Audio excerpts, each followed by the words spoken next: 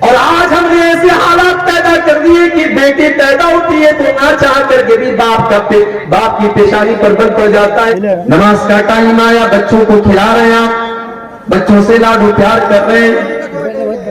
نماز کا ٹائم آیا, اپنے بیوی بچوں کو چھوڑ کر کے, اپنے پریوار کو چھوڑ کر کے آپ کو مسجد میں جانا ہے, اللہ کے ذکر کی طرف جانا ہے. اولاد کی محبت پہ ہی آپ کو اللہ کے ذکر سے غافل نہ کر دیں. نبی اکرم صلی اللہ تعالی علیہ وسلم جمعہ کا خطبہ دے رہے ہیں.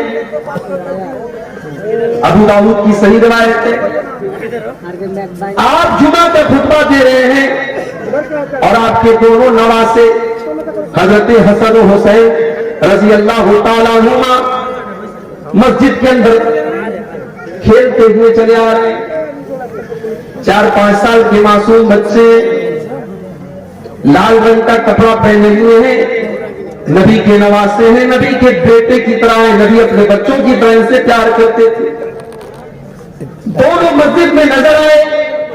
امام کائنات نے منبر سے دیکھا میرے نواسے گرتے پڑتے پھسلتے کودتے مسجد کے اندر داخل ہو رہے ہیں. او لوگوں, میرے نبی کو اللہ نے کوئی اولاد نرینہ سے نہیں نوازا. بیٹے آپ کو پیدا ہوئے سب بچپن میں انتقال کر گئے. یہ بھی ایک بہت بڑا امتحان تھا اللہ کے نبی کے لیے, اور شاید حکمت بھی اللہ تعالیٰ کی طرف سے یہ تھی کہ اللہ نے اپنے نبی کے کسی بیٹے کو جوان ہونے نہیں دیا. قاسم پیدا ہوئے بچپن میں انتقال کر گئے, عبداللہ پیدا ہوئے بچپن میں انتقال کر گئے, ابراہیم پیدا ہوئے بچپن میں انتقال کر گئے. کوئی بیٹا آپ کا جوان نہ ہوا. اور اللہ نے قرآن میں اس کی وضاحت بھی کر دی, ما کان محمد ابا احد من رجالکم, محمد کسی مرد کے باپ نہیں ہے, ان کی اولاد میں کوئی مرد نہیں ہے, ان کی اولاد میں کوئی ایسا لڑکا نہیں جو جوان ہوا ہو, جو مرد ہوا ہو.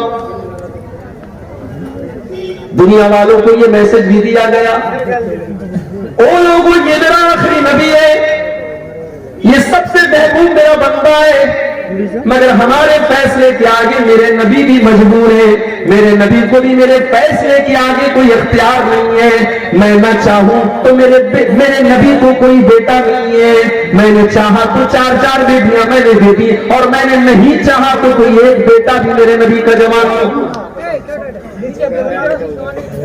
مکے والوں نے تانا بھی دے دیا, اے محمد آپ کے بعد تو آپ کی کوئی نسل نہیں چلے گی.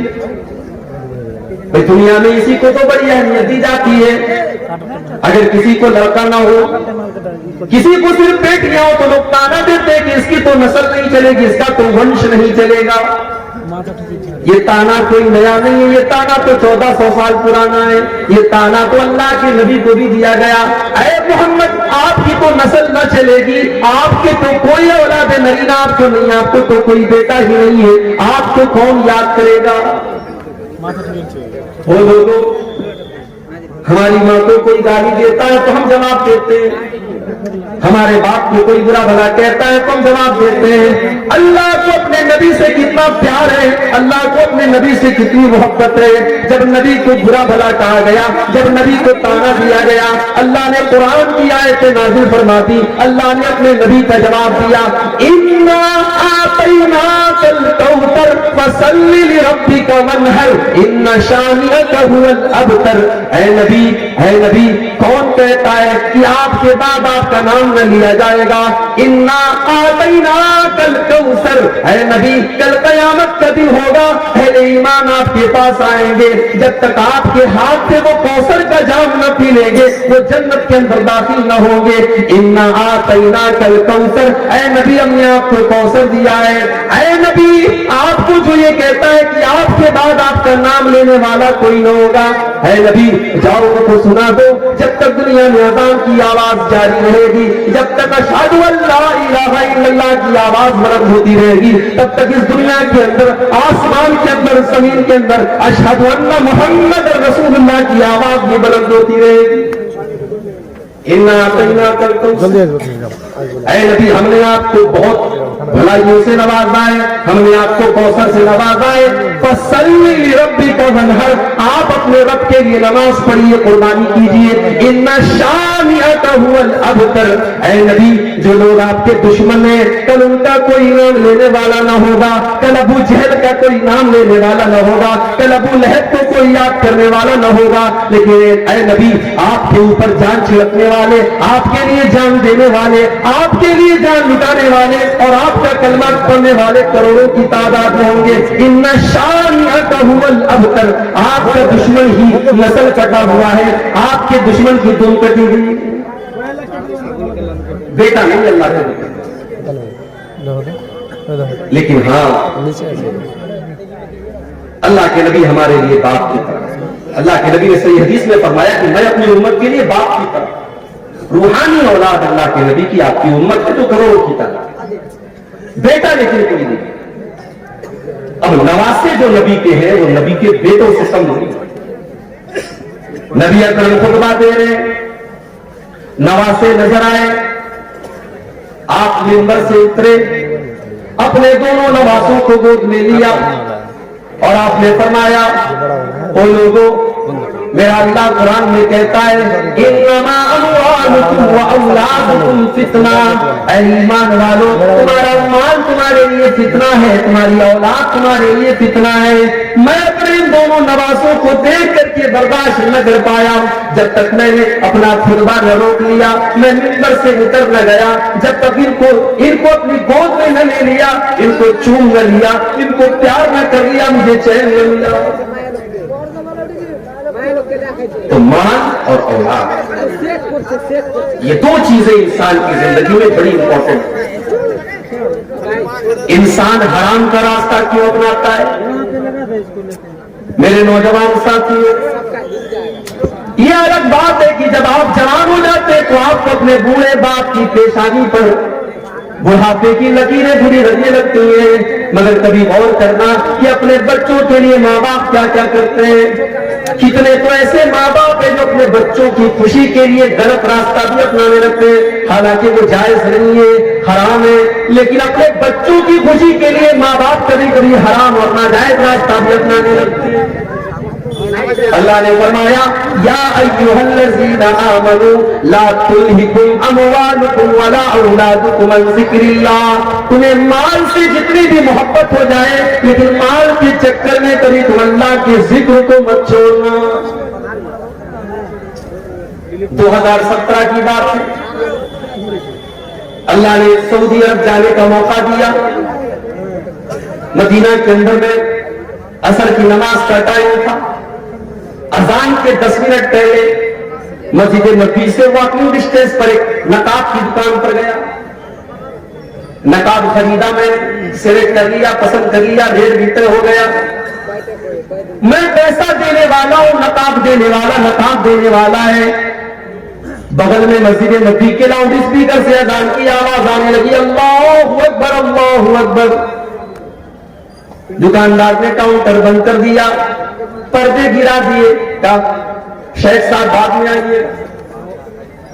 میں نے کہا بھائی میرے اذان ہو رہی ہے، ابھی تو جماعت میں 10 منٹ کا ٹائم ہے، ابھی کوئی مسئلہ نہیں ہے، تم پیسہ لے لو، سامان دے دو، کاغذ نہیں، اذان ہو چکی ہے، اس بات کی اجازت نہیں ہے کہ ہم اذان ہونے کے بعد کوئی سودا سرد کریں، آپ نماز کے بعد آئیے، دکان میری کھلی رہے گی، آپ کو سامان مل جائے گا۔ اللہ کی قسم اس دکاندار نے پیسہ میری جیب میں موجود ہے، اس نے پیسہ نہ لیا، اس نے سامان نہ دیا۔ اذان کی آواز سننے کے بعد او لوگوں، آج سعودی عرب کے لوگ بہت برائیاں کرتے ہیں، اللہ کی قسم اپنی تمام کمیوں اور کوتاہیوں کے باوجود آج بھی اسلام اگر اپنی سچی حالت میں پوری کائنات کے اندر کہیں موجود ہے تو آپ کو اس مکہ مدینہ کی سرزمین پر مل جائے۔ اذان ہو رہی ہے، دکان پر کوئی سودا نہیں ہوگا۔ مجھے قرآن کی آیت یاد آ گئی، رجال لا تلہیہم تجارت ولا بیع عن ذکر اللہ واقام الصلاۃ۔ میرے نیک بندے تو وہ ہیں، میرے نیک بندے تو وہ ہیں، میرے اللہ والے بندے تو وہ ہیں، ان کا کاروبار کبھی ان کو نماز سے نہیں روکتا، ان کی تجارت ان کو کبھی نماز سے نہیں روکتی۔ سیمانچل کے جلسے میں بہت بول چکا ہوں، چینل والوں سے بھی کئی بار کہا ہے کہ بھائیو ان جلسوں کو کی شکل مت بگاڑو، آپ سے بھی بار بار کہتا ہوں کہ ان جلسوں کی شکل نہ بگاڑو. ماں بہنوں سے بار بار کہتا ہوں یہ جلسے ہیں یہ قرآن و حدیث کے نام پر قائم ہوتے ہیں. ان جلسوں کے تقدس کو پامال نہ کرو. جوان جوان لڑکیاں سج دھج کر کے میک اپ کر کے سور کر کے ان جلسوں میں آ رہی ہیں اور وہ باش اور بدماش قسم کے لڑکے راستوں پر گھوم رہے ہیں. میرے بھائیوں اگر جلسوں کا یہی مقصد ہے تو اللہ کے واسطے ان جلسوں کو بند کر دیجیے. چینل والوں آپ نے گلی گلی نکڑ چینل کھولے. تقریروں کے ایک تقریر کے 50 ریکارڈ کرنے والے کیمرے لگے ہوئے ہیں. تقریروں کو آپ نے ریکارڈ کیا. آپ نے اپنے ویورز بڑھانے کے لیے اپنے دیکھنے والوں کی اپنے درشکوں کی تعداد بڑھانے کے لیے آپ نے تقریر کچھ دی. آپ نے اس پر گرما گرم کوئی ٹاپک ڈال دیا جو میں نے اپنی تقریر میں جو بات کہی بھی نہیں جس کا ذکر بھی میں نے نہ کیا وہ بات آپ نے میری تقریر میں اس کا ٹاپک بنا دیا. اس کو کتنے چینل والے میری تقریر کے ساتھ ننگی عورت کی تصویر میرے فوٹو کے ساتھ لگاتے اور ٹاپک کیا رکھتے میلے میں جانے والی لڑکیاں یہ ٹاپک لگاتے ہیں اور ایک بےہودہ اور اڑیا لباس پہنے ہوئے ایک لڑکی کی تصویر میرے بغل میں لگاتے ہیں. لوگ واٹس ایپ کر کے مجھ سے پوچھتے ہیں مولانا صاحب اس کا کیا جواب ہے آپ کے پاس؟ میرے پاس اللہ کی قسم کوئی جواب نہیں. پیسہ کماؤ میرے بھائی مگر پیسہ کمانے کے لیے اتنا نہ گر جاؤ کہ آپ حلال و حرام کی حدوں کو بھول جاؤ. اس چیز کا بھی آپ کو حساب دینا پڑے گا. آپ نے تقریر کے اللہ اور اس کے رسول کی باتوں کو سننے والی چیز کے اوپر آپ نے اتنا گندا تھمنے لگایا ہے. کل آخرت میں آپ کیا جواب دیں گے میرے بھائی؟ اللہ نے قرآن میں فرمایا ان الذین یحبون ان تشیع الفاحشۃ فی الذین آمنوا لهم عذاب علیم فی الدنیا والآخرہ. جو لوگ ایمان والوں کے درمیان بے حیائی کو پھیلاتے والغیرتی کو پھیلاتے ننگے پن کو پھیلاتے ان کو آخرت میں جو عذاب ہوگا ان کو دنیا میں بھی دردناک عذاب ہوگا. آپ نے ننگے پن کو پھیلایا, آپ نے عریانیت کو پھیلایا. اس سے تو اچھا تھا بالی ووڈ کی ہیروئنوں کے انٹرویو لے لیتے. اس سے تو اچھا تھا بالی ووڈ کے گانوں کو ریکارڈ کر کے اپنے چینل پہ ڈال لیتے. کم سے کم تقریریں تو بدنام نہ ہوتی, کم سے کم جلسے تو بدنام نہ ہوتی. کیا ہو رہا ہے جلسوں کے نام پر؟ کیا کیا ہو رہا ہے ہمارے یہاں؟ کیا فرق ہے؟ اتنے جلسے ہو رہے ہیں مگر ہمارا نوجوان نماز سے آتی دور ہے. اللہ نے فرمایا لا تلہکم اموالکم ولا اولادکم عن ذکر اللہ. مال کے چکر میں تم اللہ کو بھول نہ جانا, اولاد کے چکر میں تم اللہ کو بھول نہ جانا. اور آج اگر کوئی اللہ کو بھول گیا اس کی زندگی میں سب کچھ ہے, اللہ نہیں ہے, اللہ کا ذکر نہیں ہے, نماز نہیں ہے, اللہ کو یاد نہیں کرتا ہے, تو دنیا میں تو جو ہوگا آخرت میں کیا ہوگا؟ وَمَنْ أَعْرَضَ عَنْ ذِكْرِي فَإِنَّ لَهُ مَعِيشَةً ضَنْكًا. جو ہمیں یاد نہیں کرے گا, جس کی زندگی میں سب کچھ ہوگا لیکن اللہ نہیں ہوگا, اس کی زندگی کو ہم بے چینی والی زندگی بنا دیں گے. وہ کروڑوں لاکھوں کمائے گا لیکن اس کے گھر میں چین نہ ہوگا. ساس بہو کے جھگڑے اس کے گھر میں ہوں گے, بھائی کے جھگڑے اس کے گھر میں ہوں گے, اس کے گھر میں نند بھابھی کے جھگڑے ہوں گے, اس کے گھر میں دیورانی جیٹھانی کے جھگڑے ہوں گے, اس کے گھر میں نہ چین ہوگا نہ سکون ہوگا, اس کے بچے بیمار ہوں گے جو ہم کو یاد نہیں کرے گا. فَإِنَّ لَهُ مَعِيشَةً ضَنْكًا. اس کی زندگی بے چینی والی بن جائے گی. وَنَحْشُرُهُ يَوْمَ الْقِيَامَةِ أَعْمَىٰ. اور کل قیامت کے دن میں سے انسان کو اندھا بنا کر کے اٹھائیں گے. قَالَ رَبِّ لِمَ حَشَرْتَنِي أَعْمَىٰ.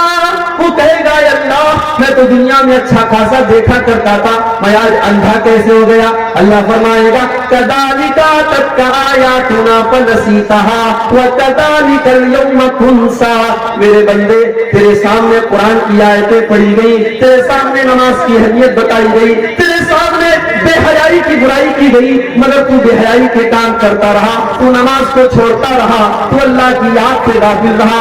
جب تو دنیا میں اندھا بن گیا تو آج ہم نے تجھ کو اندھا بنا دیا. یہ پہلی آیت ہے کہ اپنے مال اور اولاد کے چکر میں اللہ کو مت. وَمَن يَفْعَلْ ذَلِكَ. اور جو مال کے چکر میں اللہ کو بھول جائے گا, جو اولاد کے چکر میں اللہ کو بھول جائے گا تو اولئک هم الخاسرون، اس سے زیادہ گھاٹے کا سودا کوئی نہیں کر رہا ہے۔ ہم یہ سمجھ رہے ہیں کہ صاحب ہم دکان کر رہے ہیں نماز چھوڑ کر کے، ہماری دکان میں بڑی برکت ہو رہی، بڑا پیسہ آ رہا ہے۔ نہیں، پیسہ تو آ رہا ہے مگر آپ گھاٹے کا سودا جانتے ہو؟ فائدے کا سودا کس کو کہتے ہیں؟ اور ایک مثال آپ کو دیتا ہوں فائدے کا سودا کس کو کہتے ہیں۔ اللہ کے نبی اپنے صحابہ کے ساتھ بیٹھے ہوئے، ایک صحابی آتے ہیں، اے اللہ کے نبی میں اپنے باغ کی چہار دیواری کر رہا ہوں، میرا کھجوروں کا باغ ہے، میں اس کی باؤنڈری کر رہا ہوں، اور باؤنڈری کرنے میں میرے پڑوسی کا کھجور کا پیڑ آ رہا ہے، میں اس سے کہہ رہا ہوں کہ یہ کھجوروں کا پیڑ تم مجھے دے دو، لیکن وہ مجھے دینے کو تیار نہیں ہے۔ نبی اکرم نے اس کو بلایا، کہا بھائی اپنے باغ کی باؤنڈری کر رہا ہے، تمہارا ایک پیڑ اس کی باؤنڈری کے راستے میں آ رہا ہے، تم اپنے پیڑ کی جو مناسب قیمت دے دے۔ اس نے کہا نہیں میں نہیں دے سکتا، اس نے کہا میں یہ پیڑ نہیں دے سکتا۔ اللہ کے نبی نے فرمایا کہ تو بتاؤ تمہیں کیا چاہیے؟ اس نے کہا ہاں اگر اس ایک کھجور کے پیڑ کے بدلے میں مجھے پورا ایک باغ دے دیا جائے تو میں وہ باغ کے بدلے میں ایک کھجور کا پیڑ دے دوں گا۔ نبی اکرم نے اپنے صحابہ سے کہا اے میرے صحابہ کوئی ہے جو اس پیڑ کو خرید لے، میں اس کو جنت کی گارنٹی دیتا ہوں، اس سے بہتر کھجوروں کا باغ اس کو جنت میں ملے گا۔ کوئی ہے اللہ کا بندہ جو اپنا کھجوروں کا باغ اس کو دے دے اور اس کا یہ پیڑ خرید لے؟ ایک صحابی کھڑے ہو گئے، ان کا نام تھا ابو دہدا، انہوں نے کہا اللہ کے نبی میرا ایک بہت بڑا کھجوروں کا باغ ہے، میں آپ کو گواہ بنا کر کے کہتا ہوں کہ میں اپنا کھجوروں کا باغ اس کو دے رہا ہوں، اور اس کا وہ ایک کھجور کا پیڑ میں لے کر کے اپنے صحابی بھائی کو دے رہا ہوں۔ سودا ڈن ہو گیا، ابو دادا دوڑے دوڑے گھر آئے، ان کی بیوی اسی باغ میں گئی ہوئی تھی۔ مسند احمد کے الفاظ ہیں، حضرت ابو دادا باغ کے دروازے پر پہنچے اور بیوی کو آواز دی اے ام دادا، اے میری بیوی تم جلدی سے اس باغ سے نکل جاؤ، یہ باغ میں نے اللہ کی راہ میں دے دیا ہے۔ اے میری بیوی میں نے ایک کھجور کے پیڑ کے بدلے میں اس باغ کو خرید لیا ہے، اس باغ کو بیچ دیا ہے، اور مجھے اللہ کے نبی نے اس پر جنت میں اس سے بہترین باغ کی گارنٹی دی ہے۔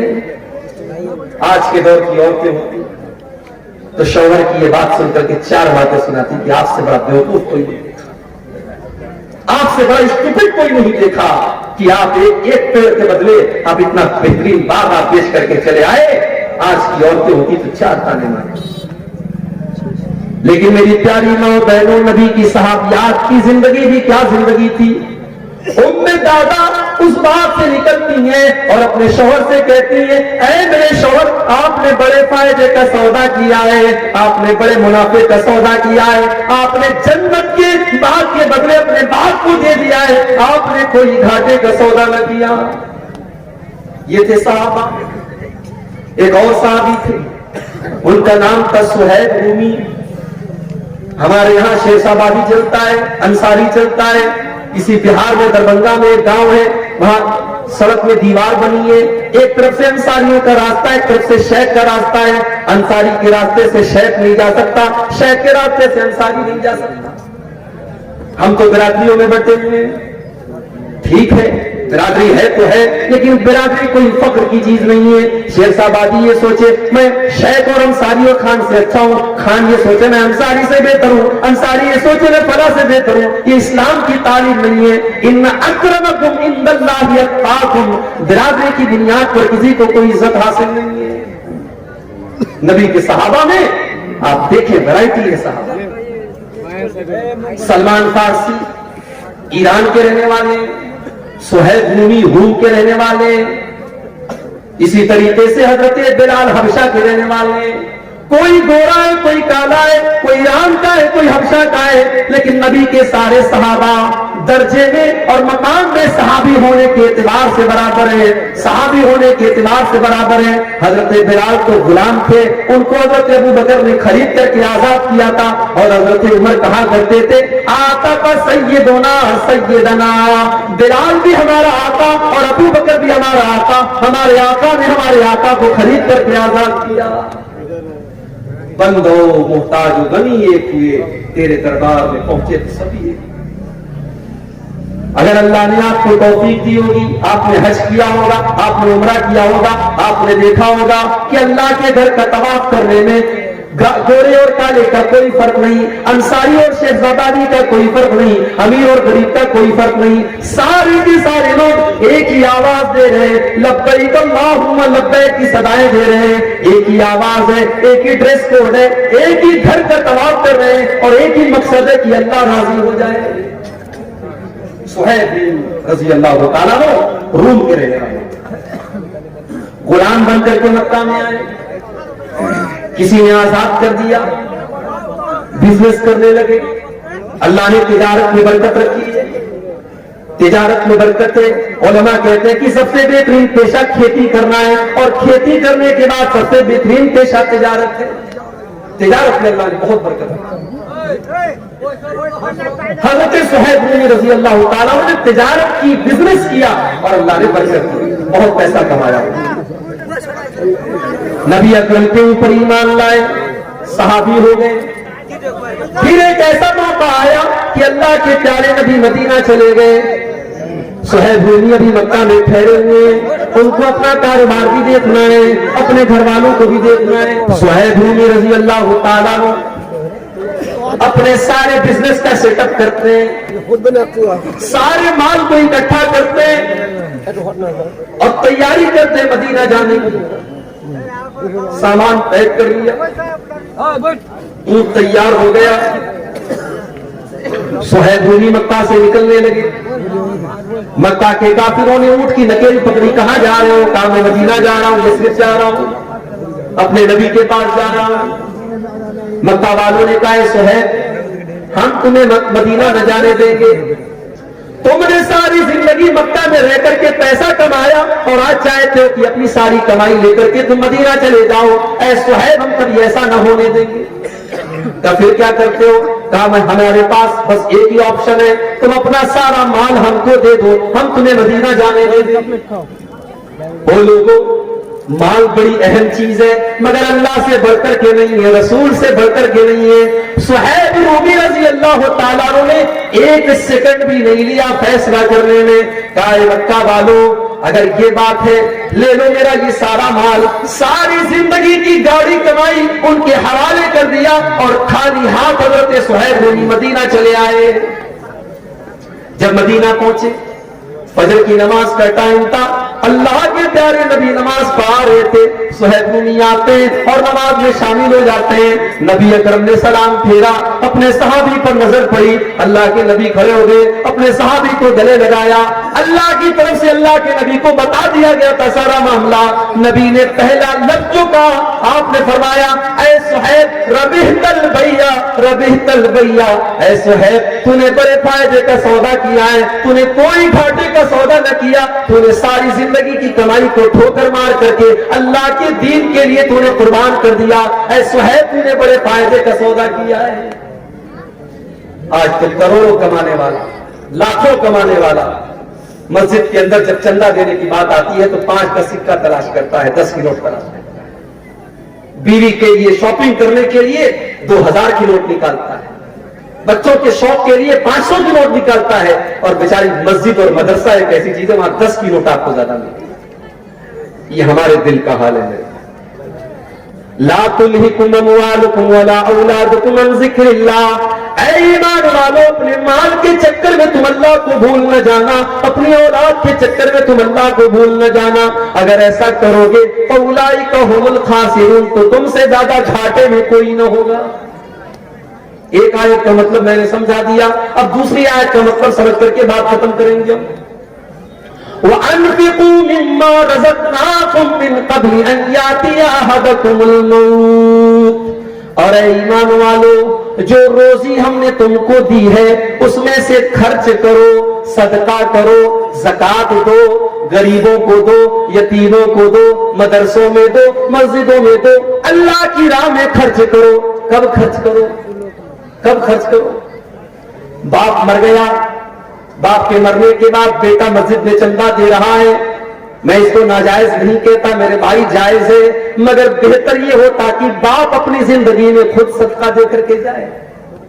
ماں کا انتقال ہو گیا، ماں زندہ تھی تو ماں کے اوپر آپ 10 روپیہ خرچ کرنے کے لیے تیار نہیں تھے، ماں کا انتقال ہو گیا، آپ اس کی طرف سے لاکھوں اللہ کے گھر میں دے رہے ہیں، یہ کوئی اچھی علامت نہیں ہے۔ بہتر یہ ہوتا کہ ماں کی زندگی میں آپ ماں کی قدر کرتے۔ وَأَنفِقُوا مِمَّا رَزَقْنَاكُمْ، اے ایمان والو جو روزی ہم نے تم کو دی ہے تم اس میں سے خرچ کرو، مِن قَبْلِ أَن يَأْتِيَ أَحَدَكُمُ الْمَوْتُ، موت کے آنے سے پہلے۔ اب یہ موت کب آئے گی کوئی نہیں جانتا، کوئی نہیں جانتا کہ موت کب آئے۔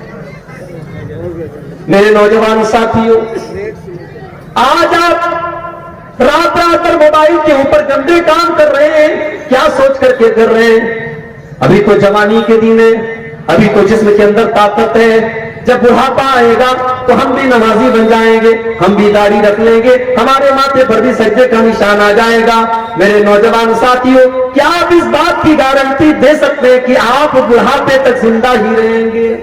ارے بڑھاپا تو بہت دور کی بات ہے، بڑھاپا تو بہت دور کی بات ہے، آپ کو اس بات کی گارنٹی بھی نہیں دے سکتے کہ کل کی صبح کا سورج آپ دیکھیں گے۔ ہمارے بڑے اچھے دوست تھے، نوجوان عالم دین تھے، بہار اور جھارکھنڈ میں ہم لوگوں نے ساتھ میں پروگرام بھی کیا تھا۔ ہمارے اتر پردیش کے رہنے والے تھے مولانا عبد الرحمان ساجد سلفی، ہمارے بنارس سے جامعہ سلفیہ سے انہوں نے پڑھائی بھی کی تھی۔ ممبئی کے اندر کرلا میں ایک مسجد کے امام تھے، بہت اچھے مقرر تھے اور بہت اچھے انسان تھے، خوبصورت بھی تھے، خوبصورت بھی تھے۔ ابھی پچھلے ہفتے کی خبر ہے، مولانا عبد الرحمان صاحب ایک پروگرام میں پونا جاتے ہیں، وہاں پہ تقریر کرتے ہیں اللہ تعالیٰ کی توحید کے بارے میں، اس کے حقوق کے بارے میں۔ تقریر کرنے کے بعد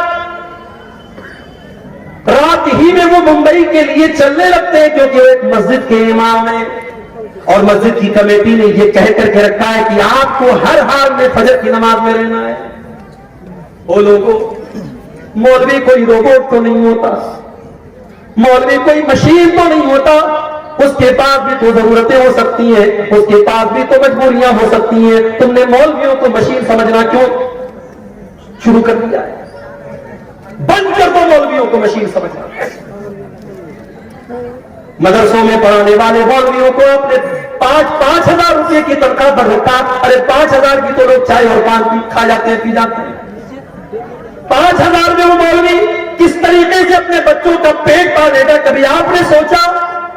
وہ بیچارہ 10 سال تک مدرسے کی پتلی دال پی کر کے اور بغیر چھلا ہوا آلو کھا کر کے اس نے مدرسے میں پڑھائی کی، لوگوں کے دروازوں پر بھکاری بن کر کے جاگیر کا کھانا اس نے کھایا، اور آج جب وہ عالم دین بن کر کے آیا، آپ نے 5,000 میں اور 7,000 میں اس کو مسجد کا امام بنایا۔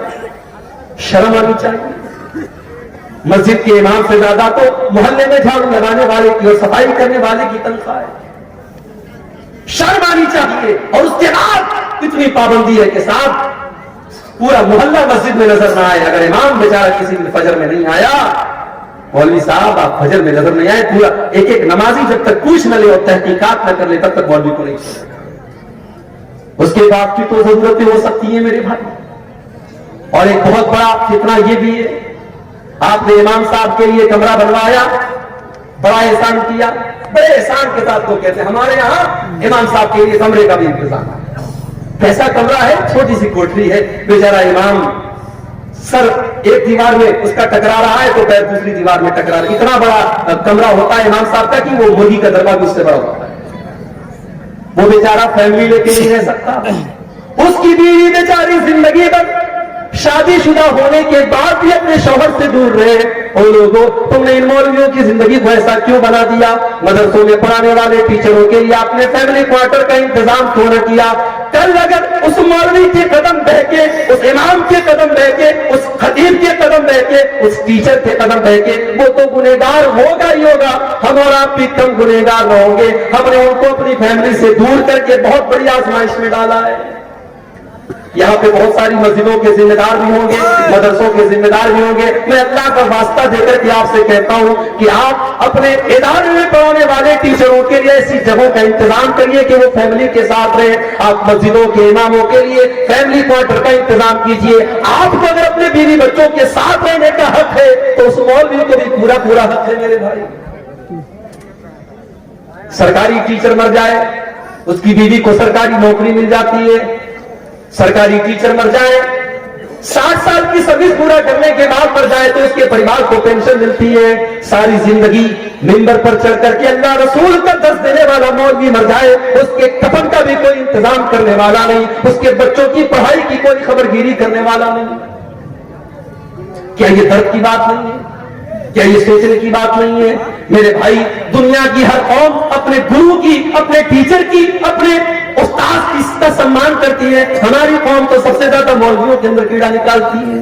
ٹھیک ہے، وہ انسان ہے، ان کے اندر اچھے بھی لوگ ہیں، برے لوگ بھی ہیں، ان کے اندر کمیاں ہیں، کوتاہیاں ہیں، مگر یہ سوچو کہ آج کے اس دور میں وہی ہے جو آپ کو اللہ کے بارے میں بتا رہے ہیں، رسول کے بارے میں بتا رہے ہیں، جنت کے بارے میں بتا رہے ہیں، جہنم کے بارے میں بتا رہے ہیں۔ اللہ کی قسم، اگر یہ علماء دنیا سے چلے گئے، آپ کو کوئی کلمہ پڑھانے والا، آپ کو کوئی قرآن بتانے والا، آپ کو کوئی اللہ کے بارے میں بتانے والا نہ ملے گا۔ مولوی بیچارے مر جاتے ہیں، ان کے بعد ان کے بچوں، ان کے پریوار کا کیا ہوتا ہے کوئی پوچھنے والا نہیں۔ عبدالرحمان سلفی صاحب، فجر کی نماز پڑھانا ہے، بہت جلدی ہے، انہوں نے ٹیکسی پکڑی، ممبئی سے، پونا سے ممبئی کی ٹیکسیاں چلتی ہیں، شیئرنگ ٹیکسیاں۔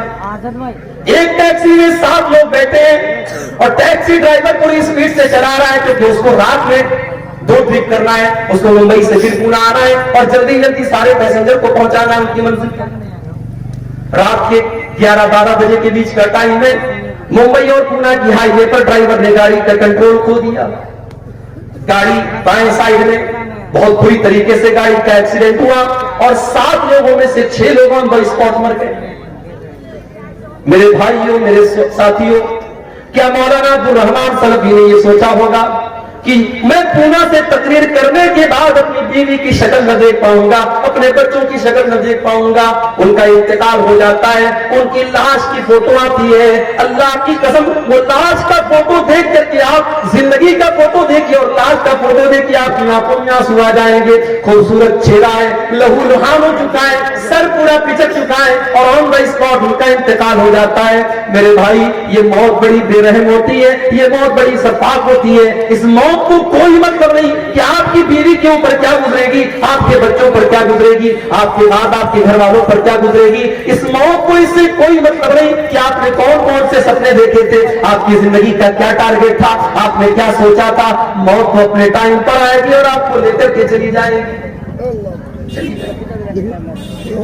وَأَنفِقُوا مِمَّا رَزَقْنَاكُم مِّن قَبْلِ أَن يَأْتِيَ أَحَدَكُمُ الْمَوْتُ۔ اے ایمان والو، ہم نے تم کو جو روزی دی ہے تم اس میں سے خرچ کرو اس کے پہلے کہ موت آ جائے۔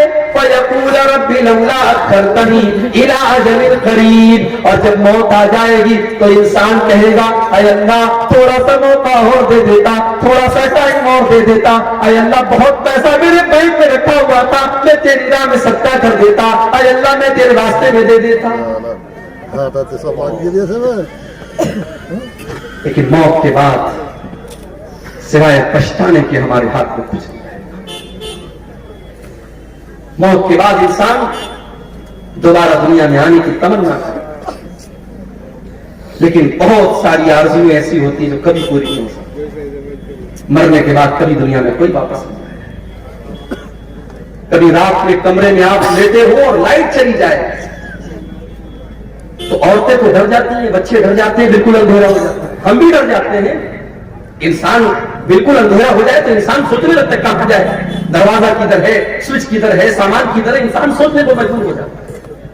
وہ لوگوں، جب رات میں کبھی آپ کمرے میں तन्हाई में होते हैं और लाइट चली जाए, अंधेरा हो जाए, क्या आप उस वक्त के बारे में नहीं सोचते जब आप अपनी कब्र में होंगे और वहां भी उससे ज्यादा अंधेरा होगा और वहां पर आपको बचाने वाली कोई बीवी न होगी, वहां पर आपको बचाने वाले कोई माँ बाप न होंगे, कोई रिश्तेदार न होगा। उस मौत के बारे में, उस कब्र के बारे में हम क्यों नहीं सोचते? उस मौत के बारे में, मौत के आने के बाद इंसान ये तमन्ना करेगा कि काश हमें दोबारा दुनिया में आने का मौका दे। अल्लाह ने फरमाया कुरान के 18वें पारे में, हत्ता इज़ा जाअतहुमुल मौत, जब मौत का टाइम आता है इंसान ये कहता है क़ाला रब्बिरजिऊन, ऐ अल्लाह तू एक मरतबा मुझे दुनिया में दोबारा लौटा दे, लअल्ली अअमलु सालिहा, ऐ अल्लाह मैं दोबारा दुनिया में जाने का चांस मांग रहा हूं, इसलिए नहीं कि बेटी की शादी करना है, इसलिए नहीं कि बीवी के नाम बैंक बैलेंस करना है, इसलिए नहीं कि मकान बनवाना है, इसलिए नहीं कि बेटी के जहेज का इंतजाम करना है। आज कितने बूढ़े बाप हैं, जवान बेटियां उनके घर में खूबसूरत भी हैं, दीनदार भी हैं, नमाजी भी हैं, कुरान भी पढ़ने वाली हैं, मगर पूरे गांव में कोई उनसे रिश्ता करने वाला नहीं है, क्योंकि उस गरीब के पास अपनी बेटी को बेचने के लिए पैसा नहीं है। उन लोगों, आज हमने ऐसा माहौल बना दिया कि आज बेटियों का सौदा होता है, जितना क्वालिफाइड दामाद हो, सरकारी नौकरी वाला दामाद है तो अलग कीमत है, अच्छा बिजनेस वाला दामाद है तो अलग कीमत है। आज हमने दामादों की कीमतें बनाकर रख दी। आज तो अपनी बेटियों का सौदा हो रहा है। कौन कर रहा है? अहले हदीस कर रहा है। बड़े फख्र से हम कहते हैं कि साहब सीमांचल में कौम ऐसी भी है कि पूरी कौम अहले हदीस। कभी हम कहते हैं दूसरी जगहों पर बात निकलती है कि कटिहार से लेकर के किशनगंज तक चले जाओ, अररिया से फॉरबिस्बेट से लेकर के आप पूर्णिया के तमाम इलाकों को देखो, बड़ी तादाद में एक ऐसी कौम रहती है जो सबकी सब अहले हदीस। मगर अहले हदीस का मतलब सिर्फ सीने पर हाथ बांधना तो नहीं होता है। अहले हदीस का मतलब सिर्फ नमाज में जोर से आमीन कहना तो नहीं होता है।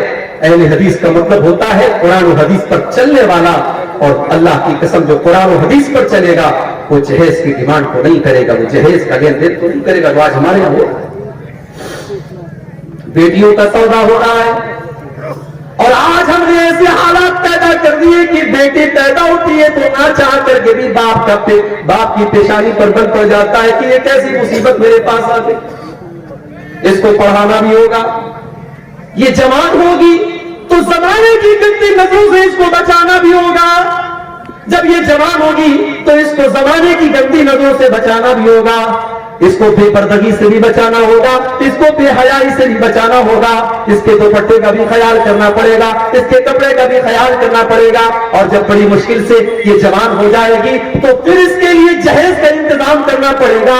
इंसान के दिल में ये ख्याल आ ही जाता है कि अल्लाह ये कौन सी मुसीबत हमारे घर में आ गई, इससे तो बेहतर था कि मुझे बेटा हो जाता। हमने ये हालात बना दिए, वरना बेटियां तो रहमत होती हैं, बेटियां तो अपने माँ बाप के लिए जन्नत की खुशखबरी लेकर के आती हैं। अल्लाह के नबी फरमाते हैं मन इब्तुलिया बिन हाज़िहिल मनाति शैअन कुन्ना लहू सित्रम मिनन नार, जिसको अल्लाह ताला बेटी दे दे और बेटी के इम्तिहान में वो खरा उतर जाए, वो बेटियां अपने माँ बाप को जहन्नम की आग से बचाएंगी। एक हदीस में अल्लाह के नबी ने फरमाया मन आला जारियतैन हत्ता तबलुगा, जिसको अल्लाह ने 2 बेटियां दे दी और दोनों बेटियों की उसने अच्छी परवरिश कर ली, दोनों बेटियां जवान हो गई। अच्छा, लोग कहते हैं ना बेटियां पराया धन होती है, लोग ऐसा बोलते हैं। माफ कीजिएगा, ये हिंदुस्तान का कल्चर होगा, ये हमारे गैर मुस्लिम भाइयों का कल्चर होगा। बेटियां पराया धन नहीं होती, बेटियां अपना धन, बेटियां अपना धन होती है। हमने देखा है कि माँ बाप आखिरी सांसें ले रहे हैं और उसी घर में रहने वाला जवान बेटा एक बार पलट करके बाप की और माँ की हाल चाल नहीं लेता है, और बेटी बेचारी ससुराल से दौड़ी दौड़ी आती है और माँ के बगल में बैठकर और बाप के बगल में बैठकर की सेवा करती है। बेटियों को पराया धन समझने की ये ज़हनियत निकाल दो। बेटियां हमेशा अपनी, और जिसको अल्लाह ने 2 बेटियां दे दी, और अल्लाह के प्यारे नबी कहते हैं कि जिसने उन दोनों बेटियों की परवरिश कर ली, यहां तक कि वो दोनों बेटियां जवान हो गई, तो कयामत के दिन वो इंसान इस हाल में आएगा। अल्लाह के नबी ने अपनी 2 उंगलियों से इशारा करके फरमाया कि जैसे ये दोनों उंगलियां एक दूसरे के साथ मिली हुई है, लगी हुई है, बेटियों की परवरिश करने वाला वो बाप وہ ماں کل قیامت کے دن جنت میں میرے ساتھ اس طریقے سے رہے گا جو جیسے دونوں انگلیاں ایک دوسرے سے. مگر ہم نے جہیز کی اس رسم کی وجہ سے ہم نے آج بیٹیوں کو بوجھ بنا دیا. اور افسوس کی بات تو یہ ہے کہ مولوی حضرات کے یہاں بھی جہیز لیا جا رہا ہے. مولوی بھی اپنے بیٹے کی شادی پر جہیز لے رہا ہے اور مولوی بھی اپنی بیٹی کی شادی پر جہیز دے رہا ہے. جہیز دینا مجبوری ہو سکتی ہے, لینا مجبوری نہیں ہو سکتی. اگر آپ لے رہے ہیں اس کا مطلب کہ آپ اس چیز کو جائز سمجھ رہے ہیں. آپ اپنی غیرت کا اور اپنی عزت کا جنازہ خود نکال رہے ہیں. شادی کے پہلے دن جس بیڈ کے اوپر آپ سوتے ہیں وہ بیڈ آپ کو سسرال سے مل رہا ہے. جو شیروانی پہن کر کے آپ نکاح پڑھ رہے ہیں وہ شیروانی بھی سسرال کے پیسے سے مل رہی ہے. جو خوبصورت ٹائٹر کی گھڑی آپ نے 3-4 ہزار کی لگائی ہے وہ بھی آپ کو سسرال سے ملی ہے. تو آپ کس ٹائپ کے مرد ہیں؟ آپ کے ہاتھوں میں 2-4 چوڑیاں پہنا دی جانی چاہیے, آپ کو تو خاتون کا لقب مل جانا چاہیے. سوچئے میرے بھائی, اس جہیز نے ہمارے نوجوانوں کو کاہل بنا دیا. میں کہتا ہوں میرے نوجوان ساتھیوں, تم اگر یہ طے کر لو اپنی کمائی سے اگر بہترین بیڈ نہ ہوا, ایک معمولی بستر پر اور ایک معمولی چٹائی پر اپنی بیوی کے ساتھ ہم گزار لیں گے. جب اللہ طاقت دے دے گا ہم مسئلے کا انتظام کر لیں گے. جب تم یہ سوچ لو ٹھیک ہے ہمارے گھر میں فریج نہیں آئے گا, جب اللہ توفیق دے گا ہم فریج خرید لیں گے, تب تک ہم گھڑے کے ٹھنڈے پانی سے کام چلا لیں گے. ٹھیک ہے ہمارے گھر میں بائک نہیں ہے ہم سائیکل کی سواری کر لیں گے, جب اللہ طاقت دے گا ہم 4 ویلر لے لیں گے. یہ مزاج بنا لو, یہ ذہن بنا لو, اللہ کی قسم اللہ آپ کو برکت دے گا. لیکن یہ جہیز کی رسم تقریر کرنے سے ختم نہیں ہوگی, عمل کرنے سے. جب آپ یہ سوچ لیں گے کہ ہاں اس رسم نے آج سماج کی بیٹیوں کی شادی کو مشکل بنا. بیٹی جوان ہوتی ہے 20 سال کی عمر میں, بیٹا جوان ہوتا ہے 20 سال کی عمر میں, اور اس جہیز کی رسم کی وجہ سے اور شادی بیاہ کی رسموں کی وجہ سے آج بیٹیاں 30-30 سال کو کراس کر رہی ہیں, بیٹوں کی عمر 25-30 سال کے پار ہو رہی ہے. اتنی عمر ہونے کے بعد ان کی شادی ہو رہی ہے. میرے بھائیوں, اتنی عمر تک اگر ان سے کوئی گناہ ہو جائے تو اس کا ذمہ دار کون ہوگا؟ اور آج تو حالات آپ دیکھ رہے ہیں. ابوالکلام صاحب شاید بیان کریں گے, انہوں نے مجھ سے کہا تھا آفتاب اور شردا کا معاملہ آپ کے سامنے کوئی پہلا کیس تو نہیں ہے اس دیش کا. اس سے پہلے بھی ایسے کیس آئے کہ ظالم شوہر نے بیوی کے ٹکڑے ٹکڑے کر دیے, ظالم بیوی نے اپنے شوہر کے ساتھ بے وفائی کر کے گلا دے دیا, اس کے بدن میں ٹکڑے کر دیے. مگر وہاں میڈیا کو مسالہ نہیں ملتا تھا, یہاں میڈیا کو مسالہ مل گیا کیونکہ نام ساتھ میں آفتاب کا. فیس بک کے اوپر نارمل پوسٹوں میں کمنٹ آتا ہے کہ مسلمان سے شادی کرنے کے پہلے دیکھ لینا اس کے گھر میں فریزر تو نہیں ہے, کہیں تمہارے بھی بدن کے 36 ٹکڑے نہ کریں. میرے پیارے ساتھیوں, سب کی جڑ یہ ہے کہ آج ہم نے اسلام کو بالائے طاق رکھ دیا, ورنہ یہ اسلام کی تو تعلیم ہی نہیں ہے کہ لڑکا اور لڑکی بغیر نکاح کے ساتھ میں رہے. بھارت کا قانون اجازت دیتا ہے کہ لڑکا لڑکی بغیر نکاح کے ساتھ میں رہ سکتے ہیں, اس کو لیو ان ریلیشن شپ کہا جاتا ہے. مگر اسلام کی نظر میں یہ زنا ہے, اسلام کی نظر میں یہ بدکاری ہے, اسلام اس کی اجازت نہیں. ارے اسلام تو اس بات کی بھی اجازت نہیں دیتا کہ نکاح کے ٹائم آپ کے دل میں یہ مقصد ہو کہ میرا مقصد صرف اپنی سیکسول ڈیزائر کو پورا کرنا ہے, اپنی جسمانی خواہشات کو پورا کرنا ہے. اگر صرف خواہش کو پورا کرنے کے لیے آپ نکاح کر رہے ہیں تو معاف کیجئے, نکاح کا یہ مقصد نہیں ہے. اللہ نے قرآن میں فرمایا محسنین غیر مسافحین, نکاح کا مقصد گھر بسانا ہے. آپ گھر بسانے کے لیے نکاح کر رہے ہیں, اس لڑکی کو آپ گھر میں لا رہے ہیں تاکہ ایک نیا پریوار بسائیں, ایک نیا گھر بنائیں. تو جہیز کی اس رسم کی وجہ سے بھی آج سماج میں بڑی برائی ہے. اللہ نے فرمایا کہ اس کے پہلے کی موت آ جائے, اس کے پہلے کی موت آ جائے تو اللہ کے راستے میں خرچ کرو. جب موت آ جائے گی تو تم یہ کہو گے کہ اے اللہ کاش تو مجھے تھوڑا سا وقت اور دے دیتا تاکہ میں تیری راہ میں صدقہ اور خیرات کرتا. اللہ نے فرمایا وَلَن يُؤَخِّرَ اللَّهُ نَفْسًا إِذَا جَاءَ أَجَلُهَا, لیکن جب موت کا ٹائم آ جائے گا تو ایک سیکنڈ بھی کسی کو مہلت نہیں ملے گی, ایک سیکنڈ بھی کسی کو مہلت نہیں ملے گی. ایمان کو فرعون بھی لایا تھا, جی ہاں فرعون بھی ایمان لایا تھا. کب لایا تھا؟ جب موت کو سامنے دیکھ لیا. جب فرعون ڈوبنے لگا تو فرعون نے کہا आमन्तु बिल्लज़ी आमनत बिही बनु इसराइल, मैं उस अल्लाह के ऊपर ईमान लाता हूँ जिस अल्लाह के ऊपर बनी इसराइल ईमान रखते हैं। अल्लाह ने फरमाया आल आना वक़द असैत मिन क़ब्ल, ऐ फिरौन तू अब जा करके ईमान ला रहा है, अब तेरे ईमान लाने का क्या फायदा, तेरी सारी जिंदगी तो गुनाहों में गुजरी है। मेरे नौजवान साथी, मौत अपने वक्त पर आए और आपको मोहलत मिली। एक आखिरी वाकया बयान करके बात खत्म कर रहा हूँ। मुझे अभी फौरन निकलना है पूर्णिया के लिए, ट्रेन पकड़नी है, कल बनारस में प्रोग्राम है मेरा और वो अपने मोहल्ले का अपने घर का प्रोग्राम है, वहां शामिल होना जरूरी है। एक आखिरी वाकया सुना रहा हूँ, सऊदी अरब का सच्चा वाकया, वहां के आलिम दीन ने लिखा है।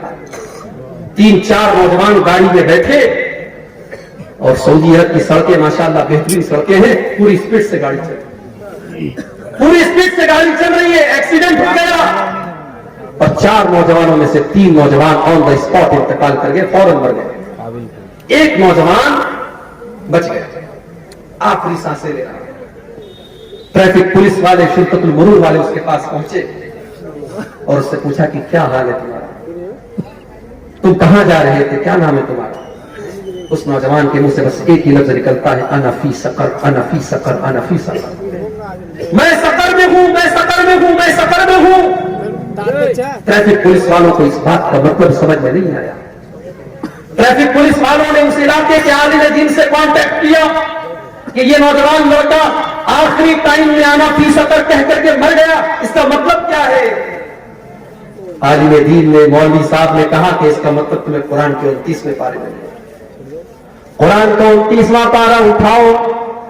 अल्लाह फरमाता है जब जन्नती जन्नत में जाएंगे, जब जहन्नमी जहन्नम में जाएंगे तो जन्नती जहन्नमियों से पूछेंगे मा सलककुम फी सकर, तुम सकर के अंदर कैसे चले गए। सकर मतलब बहुत खतरनाक गड्ढा, जहन्नम का एक नाम सकर भी है क्योंकि जहन्नम गड्ढे की तरह है, इस बार उसके अंदर गिरेगा, इसलिए जहन्नम का एक नाम सकर भी है। जन्नती जहन्नमियों से सवाल करेंगे मा सलककुम फी सकर, तुम जहन्नम के अंदर क्यों चले गए, तो जहन्नमी क्या जवाब देंगे, क़ालू लम नकु मिनल मुसल्लीन, हम नमाज नहीं पढ़ा करते थे। आलिम दीन ने कहा ये नौजवान नमाज नहीं पढ़ता था और मरने के टाइम अल्लाह ताला ने ऐसा मंजर उसको दिखाया कि उसने महसूस किया कि वो जहन्नम की आग में जल रहा है, इसलिए वो ये कह करके दुनिया से गया कि अल्लाह फी सकर, मैं फी सकर, मैं सकर में, मैं सकर। मेरे अजीजों, मेरे नौजवान साथी, बड़े दर्द के साथ आपसे गुजारिश करता हूं कि अपनी जवानी का मिस यूज करना बंद कर दो, ये मोबाइल का गलत इस्तेमाल करना बंद कर दो। 2 चीजों की गारंटी ले लो, 2 चीजों की गारंटी ले लो। अपने नौजवान भाइयों से भी कहता हूं, अपनी माँ बहनों से भी कहता हूं, अल्लाह के नबी ने फरमाया 2 चीजों की मुझे गारंटी दे दो, मैं तुम्हें जन्नत की गारंटी दे दूं। अज़मन लकुमुल जन्नह, 2 चीजों की गारंटी दे दो, मैं जन्नत की गारंटी देता हूं। एक जुबान की गारंटी दे दो, जुबान की गारंटी दे दो कि जुबान का गलत इस्तेमाल नहीं करेंगे, झूठ नहीं बोलेंगे, गीबत नहीं करेंगे, चुगली नहीं करेंगे, गंदी बातें मुंह से नहीं निकालेंगे। और दूसरे शर्मगाह की गारंटी दे दो कि जिना और बदकारी के करीब नहीं जाए। जिना करना ये तो आखिरी गुनाह है, जिना के करीब ले जाने वाली चीजें। आप किसी गैर महरम लड़की से बात कर रहे हैं, आपको जितना भी कॉन्फिडेंस हो कह रहे मैं उस हद तक नहीं जाऊंगा, लेकिन आपने जिना के रास्ते पर अगर कदम रखा है तो इस बात का खतरा बहरहाल मौजूद है कि कल आप उस दलदल में फंस जाएंगे। तो इन 2 चीजों की अगर हमको गारंटी दे दे मेरे भाइयों, तो अल्लाह के नबी कह रहे कि